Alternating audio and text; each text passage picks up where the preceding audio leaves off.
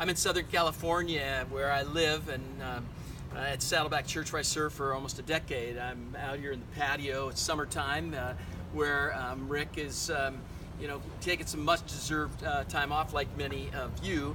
But a couple weeks ago I got a chance to anchor the weekend, Father's Day, and helped to kind of do a TNT, a teaching and testimony thing where I led on the stage. It was a lot of fun. Just love this guy, and been in a small group with him now for like 15 years, and our journey both professionally and personally crosses over in so many ways. He's actually now about ready to produce what is his next church-wide 40-day campaign. He just shot it out on the beaches of Southern California called 40 Days of Prayer. And just excited to be able to see what God's done. I was talking to him, but it's his 12th 40-day campaign from the way back days when I had a chance to do the first 40-day campaign with him. Actually, it was the year 2000, kind of a rough and ready version that I was Xeroxing copies of curriculum and using cassette tape. Over time, then we went to a VHS tape inside, shot it on the book of James, and got 150 or so people that said yes. But here at Saddleback, Rick is always listening and learning and trying new things. So 40-day campaign that he's doing on prayer is really getting excited. The guys have been fired up about where it's going this fall, and a lot of churches are kind of going to what's new and next. They went from, when I got here, 73 groups to now they have on record, kind of sitting back with their team here recently, talking to Steve Gladen just the last couple of days when I was here, 7,300 or so groups is what they've got on record. So, got 75,000 or so people. It's quite a run. But Saddleback's one. The other one is Willow Creek. What's going on with Willow is really fascinating right now. They're one of about 10 churches in the last month that we went and visited that had some new developments relative to the whole small group thing. Where are they going? What are they doing? And how's God using them in the next? And so, when I was just out with Bill with all the churches that were gathered for the Willow Creek Summit, the host sites, they came out to Huntington Beach out here and got a chance to meet with some of their team, meet a lot of the guys that we've worked with over the years. But they're kind of in a transition phase and kind of moving into what is next with their small group side. There's a guy that I hired at Willow, of the 50 guys that I hired when I was there for 7 years doing the small group thing. We went from 23 groups to about 1,200 groups or so, north of 10,000. But they're, you always need to kind of re-energize this and kind of see what's coming and what's next. And so that's what they're doing. They're looking to hire some new staff. They have hired a guy named Rick Schertz that I work with at Gateway Church, and hired, years ago when I was there on staff. But they're looking at their discipleship model. They're reviewing what is the midweek service and how that links. Rick's in charge of that. Rick's son-in-law has a kind of a program that they had going that was kind of a separate, different kind of a service that's kind of transitioned. So right now they're kind of messing around with different models. When I went out and kind of coached and consulted with them, kind of behind the scenes, just grateful forever to be able to do anything and everything I can, just out of gratitude with Bill for what he's done. In my own life and ministry, I wouldn't be here if it wasn't for my relationship with Bill Hybels and Willow Creek. So I'm just forever grateful. Anything I could ever do to be able to help serve and give back. In fact, I had some recent conversations with the guys at the association, maybe to help do some things behind the scenes. But with Rick Schertz, we're talking about a whole bunch of different things, and I interviewed Rick, and you can see down below the video there, I interviewed him to talk a little bit about what are some of the emerging possibilities. Nothing's landed in firm, but they're really looking at the section leader strategy and how that has served, and some of the old stuff that was done with Randy Frazee when he was there, or even some of the legacy things when we were way back when with Greg Hawkins and I and some of the other guys did the small group model then. But they're looking to get the best of everything and kind of move forward. It's really, really exciting to be able to watch from afar. But it just so happens that we're also back out at Gateway Church and met with the senior leadership team at Gateway. Robert Morris and the team said that where they were at is that their growth over the years was super big relative to small group stuff early on, and the growth of the church kind of paralleled that. But then they got into Kairos, into the Blessed Life, and to doing men's and women's national conferences, and Carrie Job with worship and things just continued to evolve, but the gap started to build relative to the small group side. So now they're just kind of saying, putting the cards on the table and very open, and met with them about what might be new and next. even got a chance to go up and meet with Bill Willits, who's just the most sacred friend, an amazing leader, and has been there forever with Andy, talking to them about where they're going and what they're doing. And it was so much fun because they're looking and open to try to figure out maybe how they might be able to onboard people with some other on-ramps, maybe a little sooner than they have before, just looking at options. We share with them some of the new strategies that we're doing relative to converting people who are ordinary disciples to make disciples sooner, connecting people sooner off the weekend, not through some of the traditional programs of signing up and registering and walking out to a table or a booth.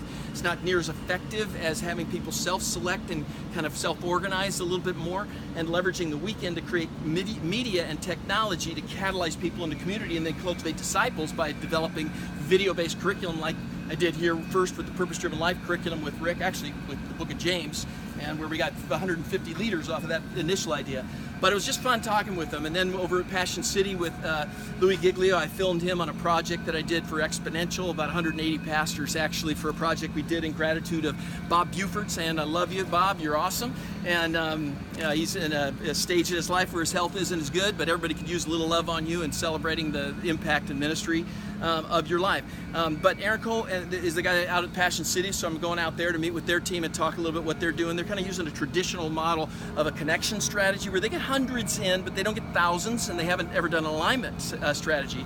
They've been more focused on worship and some of the Passion Conference, but to not use those two events as catalysts to be able to get people in community, and then as a strategy to cultivate deeper disciples, deeper multiplying disciples who make disciples. That's kind of game day and what we're doing. So, but out of Christ Fellowship with what is Tom Mullins was his father that was there. But I'm really excited about doing a major campaign this fall. We look to be able to connect what could be 20,000, north of 20,000 people in community with a major campaign that we're doing. I'm going to go out there in a couple of weeks. Bayside Church with Ray Johnston, Lincoln Brewster, Andrew McCourt, and Kurt Harlow. Those guys, we've done 3 major campaigns, full service production, and we're about ready to do another one, put 15,000 or so people in groups. Just been amazing. Going to go out there in a couple of weeks.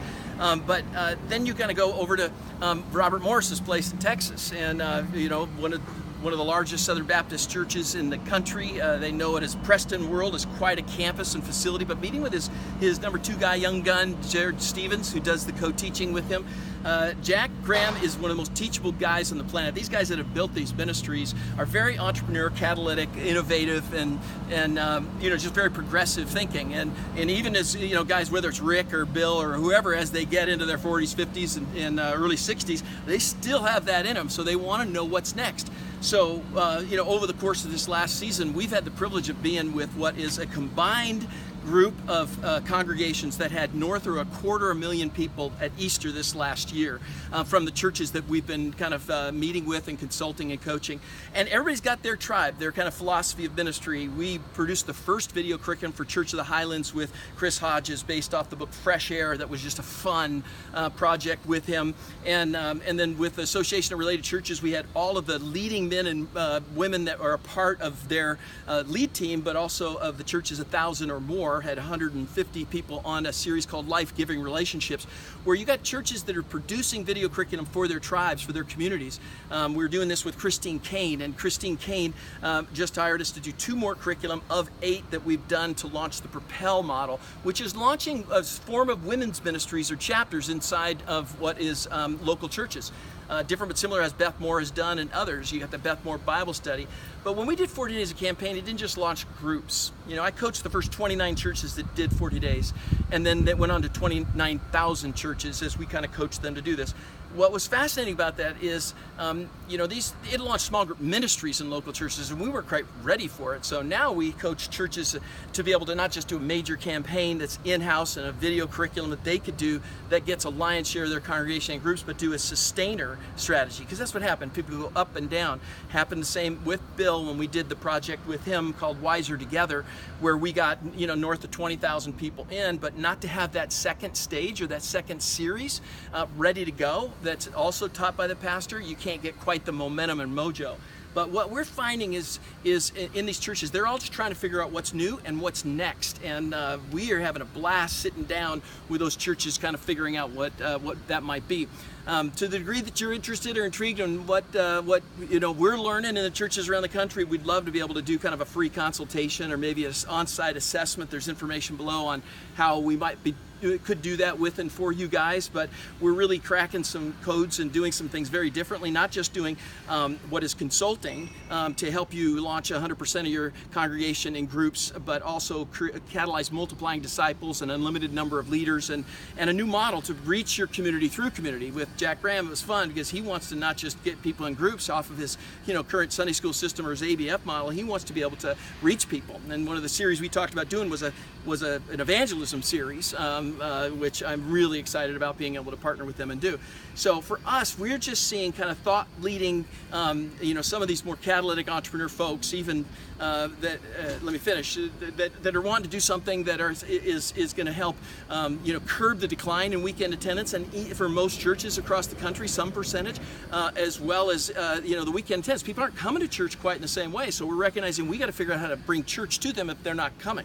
And as Rick said here recently at a Purpose Driven conference, which is now back, it's kind of fun. He's done a second year. I helped to interview about 100 or so pastors on this patio just this last year, and he just did it a couple weeks ago. It was so much fun to meet with a lot of the guys. But he said, what the bottom line is, if they're coming and they're connected and they're serving, he's just not sweating it as much in terms of that they always have to be in the building every single week. He wants them cared for, connected, and ultimately reproducing their lives. With the model that we did here, I ran class for him and helped to develop all the video curriculum and the small groups leadership development here for Rick for a decade on and off. But we saw so many people kind of get catalyzed into community and then keep them. At Father's Day, he asked me to kind of anchor the weekend, as I said, and I was up on the stage, and he did a TNT model where he taught on video, and I did interviews live on the stage where he'd throw it to me and I'd throw it back to him. It was so much fun. It's kind of a different kind of a model in how we did it. But I had two people that when I first came to Saddleback, I got in a small group, and both of the guys had been in those same groups for 20 years, and the life and the leadership and the love and the doing life together was unbelievable. It doesn't always happen that way, but for the churches that we work with, they usually are 30, 40, 60% connected on their average adult. We start Easter adult and say, listen, that's the goal. That's your sheepfold, and you need different strategies. That's an exponential number for most, and you need exponential strategies to get there, and that's what we're dialing in. Anyway, just always fun to be able to connect with those of you that are in the kind of more progressive tribes from Willow, from Saddleback, and from some of these other guys that you're learning from as well. And but we're hoping to be able to kind of take things to the next step. We'll keep you in touch on what we're learning, and then maybe you could share it with what you're doing. Until then, blessings.